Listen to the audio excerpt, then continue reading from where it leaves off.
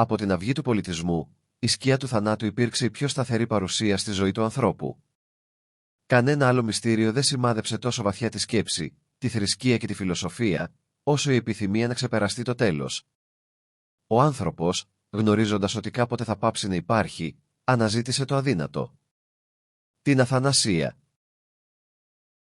Οι αρχαιότερες αναφορές φτάνουν ως τη Μεσοποταμία, στην εποποιία του Γκιλγκαμές, το αρχαιότερο γνωστό λογοτεχνικό έργο.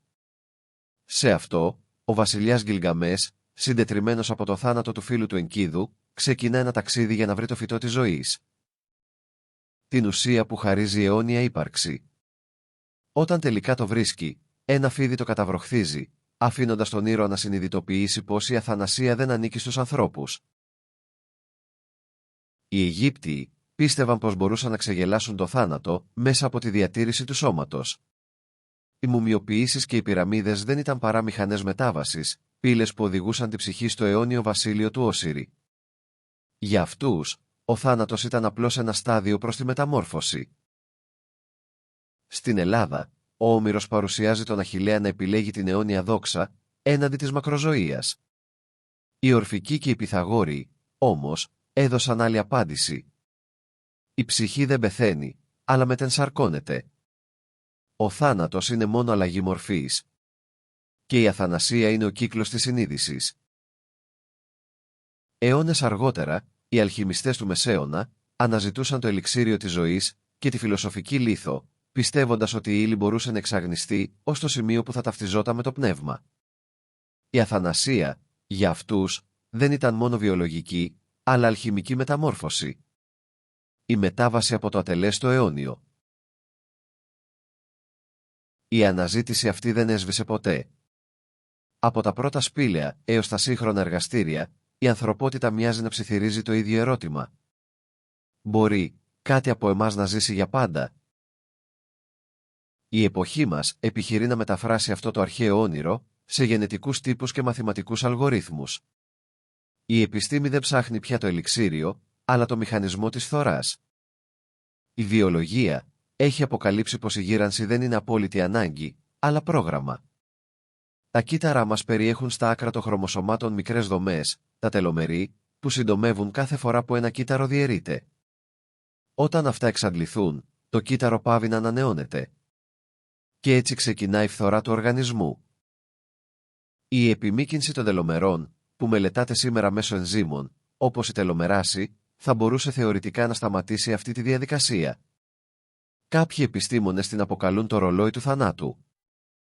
Παράλληλα, η γενετική επεξεργασία, CRISPR, επιτρέπει την επιδιόρθωση κατεστραμμένων γονιδίων.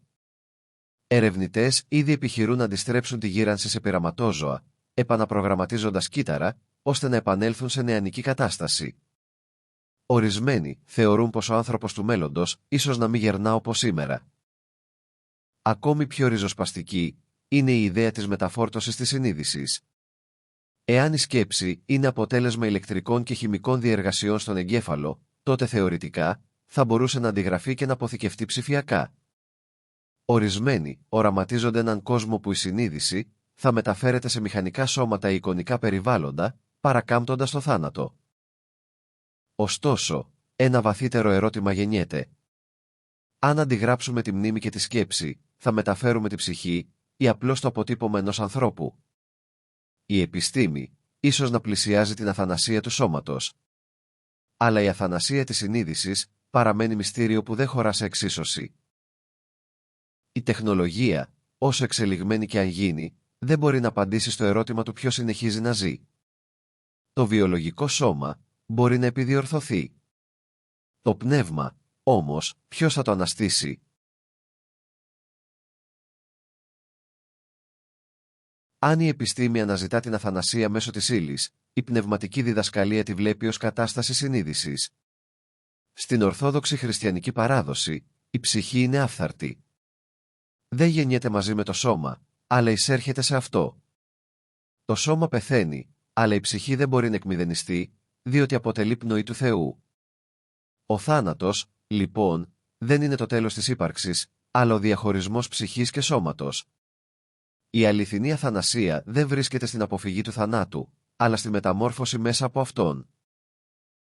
Ο Χριστός, με την Ανάστασή Του, δεν κατάργησε απλώς το θάνατο, αλλά αποκάλυψε την αληθινή φύση της ζωής. Ότι η ζωή δεν σταματά.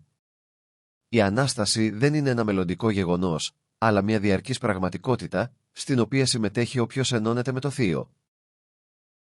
Αυτή η διδασκαλία έχει κοινά σημεία με τις μεγάλες φιλοσοφικές παραδόσεις.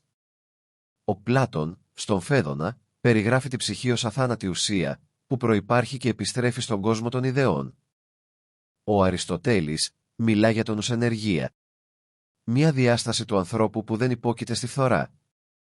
Ακόμη, και οι ανατολικές θρησκείες, όπως ο Ινδουισμός και ο Βουδισμός, βλέπουν το θάνατο ως ανακύκλωση της ύπαρξης, όχι ως τέλος. Η πνευματική αθανασία δεν χρειάζεται μηχανές ή ελιξήρια. Χρειάζεται συνειδητοποίηση. Όσο ο άνθρωπος ταυτίζεται με το σώμα του, θεωρεί πως πεθαίνει. Όταν όμως αναγνωρίσει ότι είναι κάτι περισσότερο, συνείδηση, ψυχή, πνοή, τότε αντιλαμβάνεται πως ο θάνατος δεν μπορεί να τον αγγίξει. Η αθανασία, λοιπόν, δεν είναι κάτι που πρέπει να αποκτήσεις. Είναι κάτι που πρέπει να θυμηθείς. Πέρα από θρησκείες και επιστήμες, υπάρχουν οι μυστικές σχολές του κόσμου. Εκεί όπου το μυστήριο της αθανασίας αντιμετωπίζεται ως εσωτερικό έργο, όχι ως δόγμα. Οι ερμητικοί πίστευαν ότι ο άνθρωπος είναι αντανάκλαση του Θείου. Μέσα του υπάρχει σπινθήρας αθάνατος, ο νους του παντός. Μέσω της πνευματικής καθάρσεως και της αυτογνωσίας, αυτός ο σπινθήρας μπορεί να φανερωθεί. Όταν ο άνθρωπος συνειδητοποιήσει τον εαυτό του ως θείο, τότε πάβει να υπόκειται στη φθορά. Οι γνωστικοί δίδασκαν ότι ο θάνατος είναι λύθη.